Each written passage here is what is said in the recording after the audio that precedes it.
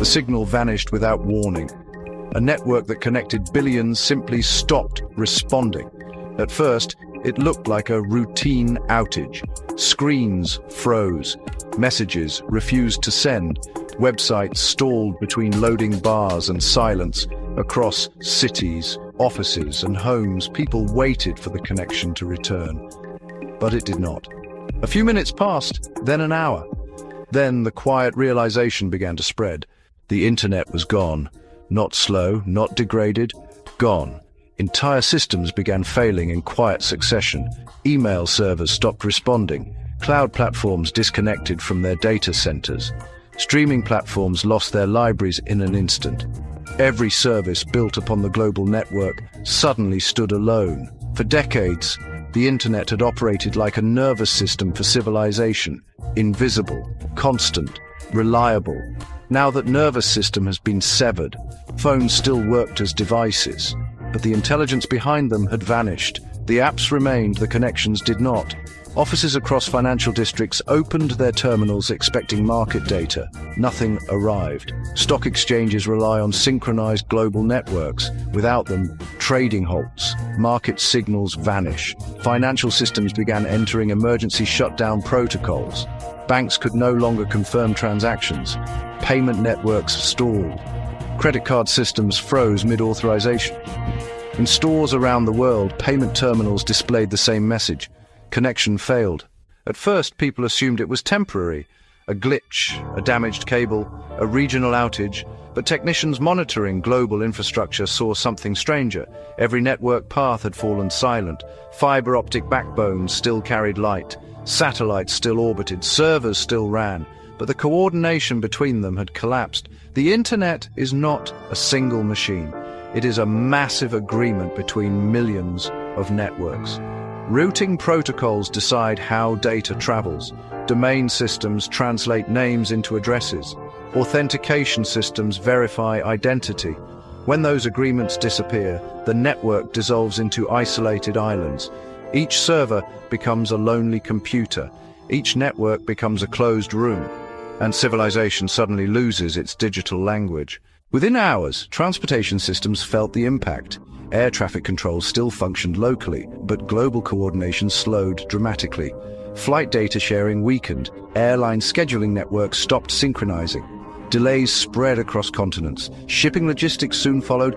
Modern supply chains rely on constant digital communication. Cargo tracking systems stopped reporting positions. Ports struggled to coordinate arrivals. Container movement slowed.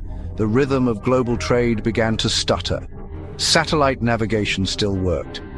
But the infrastructure that distributes updates and corrections relies on network coordination. Precision declined. Navigation errors grew. Small deviations accumulated into real problems. Meanwhile, governments began assessing the damage. National cyber agencies searched for signs of attack. Military networks attempted isolated diagnostics. Nothing suggested sabotage. No malware, no breach, just absence. The internet's routing framework had collapsed globally, like a language forgotten overnight. Some networks tried to reconnect manually. Engineers attempted to restore routing tables. They could see neighboring systems, but the larger network refused to reform. Protocols that once coordinated billions of devices could no longer agree on how data should move. Packets traveled, but they no longer knew where to go. The internet had become fragments, islands of connection surrounded by silence. The economic consequences deepened quickly. Online banking platforms failed entirely.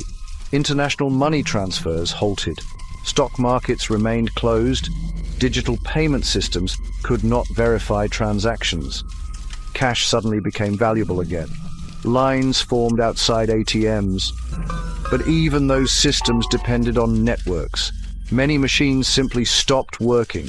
Inside corporations, operations slowed to a crawl.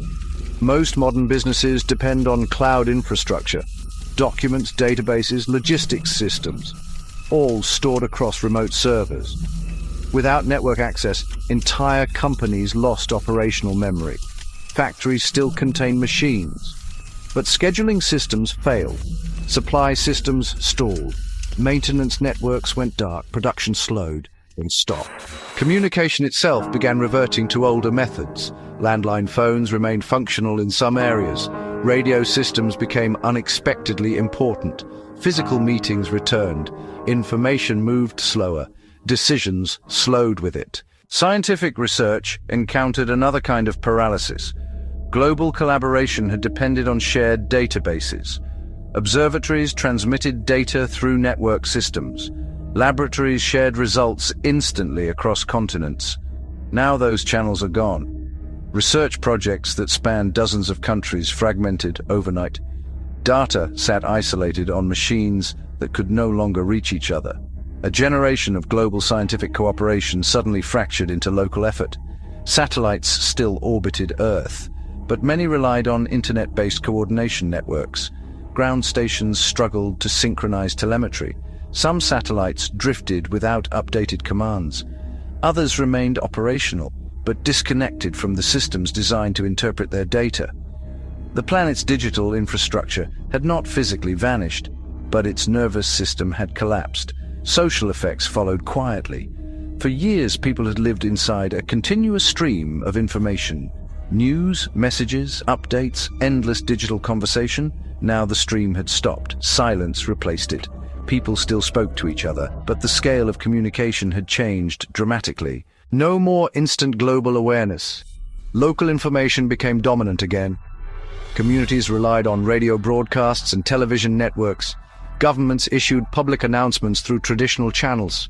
Rumors traveled slower, but they also lasted longer. Without rapid verification, uncertainty grew. Days turned into weeks.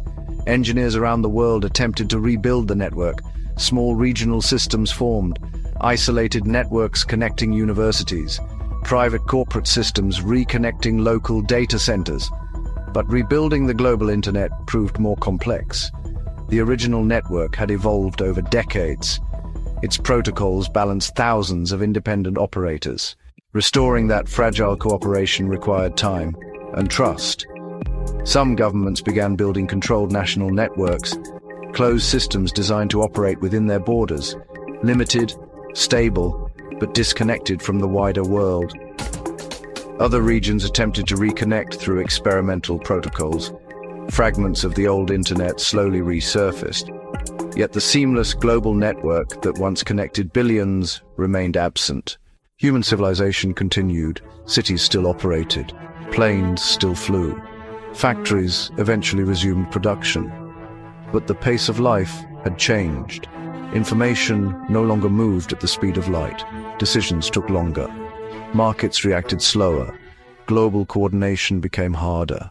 For decades, the internet had quietly accelerated the world, removing distance, compressing time, connecting billions of minds through invisible pathways. Now those pathways had vanished, and civilization had to remember how to function without them. The world did not collapse, but it became something different, quieter, slower, more uncertain.